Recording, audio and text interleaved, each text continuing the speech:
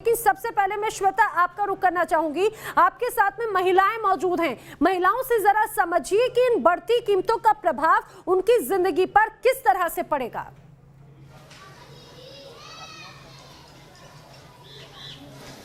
ज्योति, जाहिर तौर पर ये टेंशन महिलाओं की है। पुणे में खास तौर पर हम पहुंचे हुए हैं ये जानने के लिए कि उन्हें किन दिक्कतों का सामना करना पड़ रहा है। ये तमाम महिलाएं, सबसे पहले आपसे पूछना चाहूंगी कि सिलेंडर की बढ़ती कीमतें कितनी बड़ी टेंशन आपके सामने? 300 से 400 रुपये बढ़ गई है सिलेंडर। और पहले खाते में पैसे तो जमा होते थे, अभी पैसे भी जमा नहीं थे, सिलेंडर के भी रेट बढ़ गए, तो घर के पूरे इस पर डिफरेंट आ गया। रसोई पर बजट है? रसोई पे बजट का सवाल ही नहीं आता। महंगे दाम में भाजी मिल रही है। कब हम 1 किलो प्याज लाते थे, अब हम पावसर भी लाना मुमकिन नहीं हो रहा है।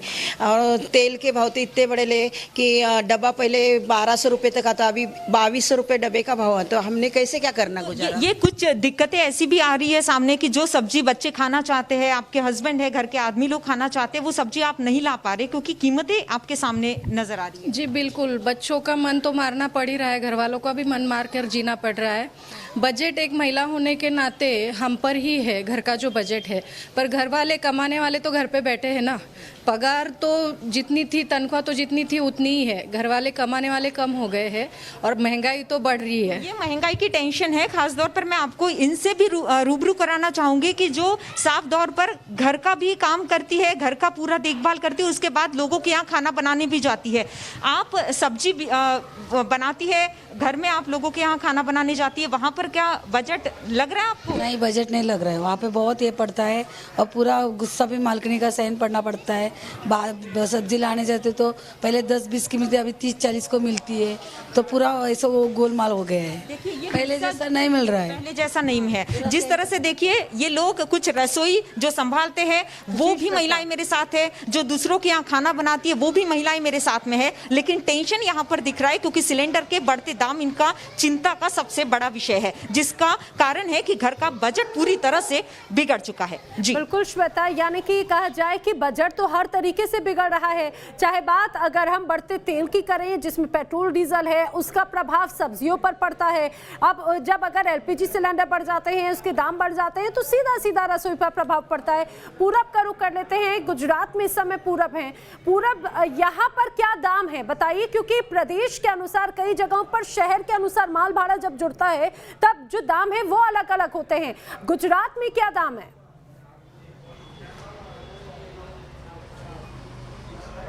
देखिए, गुजरात में मुझे लगता है कि गैस को लेकर ज़्यादा प्रॉब्लम इसलिए नहीं है नैना, क्योंकि करीब 90% लोगों के पास पाइप गैस है और पिछले 3 महीनों में उस पाइप गैस के दाम अभी तक नहीं बढ़ा है। प्राइवेट कंपनी को ये दिया गया है। लेकिन पेट्रोल और डीजल के साथ साथ यहाँ सब्जियों की दाम जो है वो आसमान को छू रहे हैं।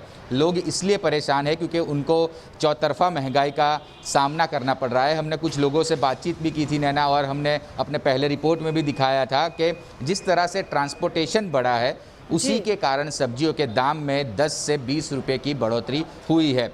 जो प्याज 20 रुपये किलो मिल रहा था, 22 रुपये किलो मिल रहा था, वो प्याज आज 40 रुपये किलो है। टमाटर जो ज़्यादातर गुजरात में बाहर से आते हैं, उसके दाम जो पहले 10-12 रुपये किलो थे वो 25 रुपये किलो तक पहुंच गए हैं। और साथ ही साथ जो पेट्रोल और डीजल का इस्तेमाल करते हैं अपने काम को लेकर, काम में जाने के लिए, तो जिस तरह से हमने लोगों की बात सुनी कि तनख्वाह उतनी ही है लेकिन खर्चे बढ़ गए नहीं बढ़ी, लेकिन खर्चे लगातार आसमान छू रहे हैं। लोगों को अब यही चिंता सता रखी है कि आने वाले वक्त में क्या होगा।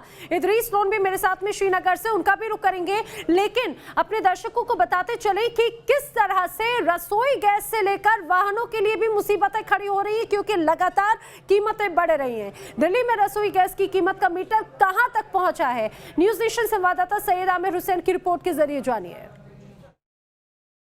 एक तरफ पेट्रोल डीजल में लगातार इजाफा हो रहा था, जिससे महंगाई से आम आदमी जूझ रहा था, तो वहीं गृहिणी भी अब महंगाई से जूझने के लिए तैयार है, क्योंकि जिस तरह से एलपीजी गैस सिलेंडर के दाम बढ़ते जा रहे हैं, रुकने का नाम नहीं ले रहे हैं। आज फिर एक बार एलपीजी गैस सिलेंडर 14.2 kg का जो सिलेंडर होता है, घरेलू गैस सिलेंडर, उसके दाम जो है करीब 25 रुपए तक बढ़ा दिए गए हैं। आपको बताएं कि अब घरेलू गैस सिलेंडर 14.2 kg का जो है, उसमें उसकी कीमत जो है दिल्ली में अगर हम बात करें तो 819 रुपए हो चुकी है, जो कि पहले 794 रुपए थी।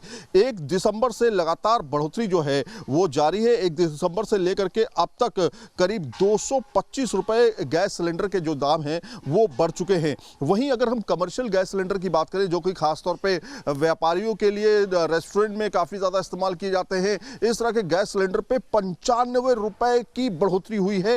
ये 19 केजी के कमर्शियल सिलेंडर होते हैं जिनमें 95 रुपए की बढ़ोतरी हुई है और इसका जो नया प्राइस है वो अब कीमत जो है वो 1614 रुपए प्रति सिलेंडर हो गए और आज से ये कीमतें जो है वो लागू हो चुकी हैं। तो सिलेंडर पे लगातार जो कीमतें पड़ रही हैं उसका असर जो है आम आदमी की पर महंगाई पर पड़ता जा रहा है और जिस तरह से कीमतें लगातार बढ़ रही हैं, जो कंपनियां हैं उनका ये मानना है कि जो कीमतें हैं वो इस वजह से बढ़ रही हैं क्योंकि जो क्रूड ऑयल की कीमत है उससे कहीं ना कहीं प्रभाव पड़ता हुआ दिखाई दे रहा है। तो गैस सिलेंडर की कीमतें लगातार बढ़ती जा रही हैं, पेट्रोल डीजल अपने चरम स्थिति पर पहुंच चुका है। ऐसे में आम आदमी जो है वो फिर से एक बार महंगाई की मार झेलने के लिए तैयार है क्योंकि जिस तरह से कीमतें बढ़ रही हैं ये रुकने का नाम नहीं ले रही हैं। वीडियो जर्नलिस्ट पवन तिवारी के साथ सैयद आमिर हुसैन, न्यूज़ नेशन, दिल्ली।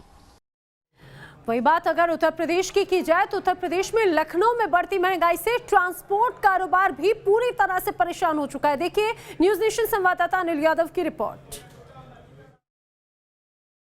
इस वक्त हम लखनऊ के ट्रांसपोर्ट नगर में हैं और ट्रांसपोर्ट नगर में रोजाना हजारों की तादाद में ट्रक आते थे जो लखनऊ के लोगों के लिए रोजमर्रा की जरूरतों का सामान लेके लखनऊ आते थे। उनकी आपूर्ति फिर यहाँ से लखनऊ के अलग अलग इलाकों में होती थी और प्रदेश के दूसरे इलाकों में भी यहाँ से माल भेजा जाता था। लेकिन अभी देखिए यहाँ पर सन्नाटा पसरा हुआ है।